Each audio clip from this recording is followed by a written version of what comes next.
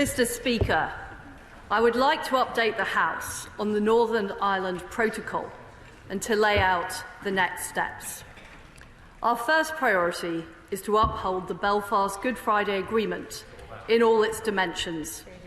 That agreement put in place a new arrangement for the governance of Northern Ireland and these islands composed of 3 interlocking strands: a power-sharing government at Stormont on the basis of consent and parity of esteem for all communities, intensified North-South cooperation on the island of Ireland, and enhanced arrangements for East-West cooperation.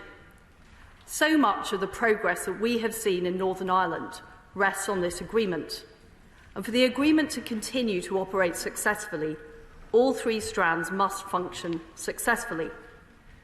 These are the arrangements, are the foundation on which the modern, thriving Northern Ireland is built. It commands the support of parties across this House, and we will continue to work with all communities in Northern Ireland to protect it. As a government, we want to see a First Minister and Deputy First Minister in place, and we want to work with them to make further progress. The basis for successful power sharing remains strong, as my right honourable friend, the Prime Minister, laid out yesterday. However, the Belfast Good Friday Agreement is under strain, and regrettably, the Northern Ireland Executive has not been fully functioning since early February. This is because the Northern Ireland Protocol does not have the support necessary in one part of the community in Northern Ireland. I would also note that all of Northern Ireland's political parties agree on the need for changes to the protocol. The practical problems are clear to see. As the House will know, the protocol has not yet been implemented in full due to the operation of grace periods and easements. However, EU customs procedures for moving goods within the UK have already meant companies are facing significant costs and paperwork. Some businesses have stopped trade altogether.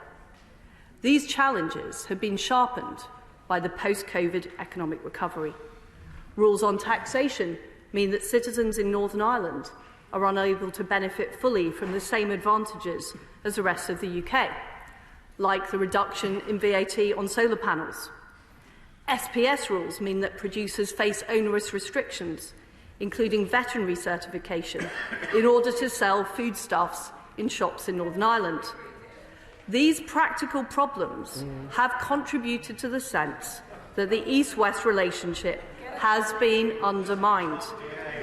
Without resolving these and other issues, we will not be able to re-establish the Executive and preserve the hard-won progress sustained by the Belfast Good Friday Agreement. We need to restore the balance in the agreement. Mr. Speaker, our preference is to reach a negotiated outcome with the EU, and we have worked tirelessly to that end and will continue to do so. I have had 6 months of negotiations with Vice President Maros Sefcovic. This follows a year of discussions undertaken by my predecessor.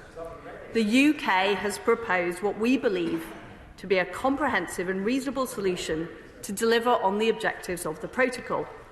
This includes a trusted trader scheme to provide the EU with real-time commercial data, giving them confidence that goods intended for Northern Ireland are not entering the EU single market. We're already sharing over 1 million rows of goods movement data with the EU every week. Our proposed solution would meet both our and the EU's original objectives for the protocol.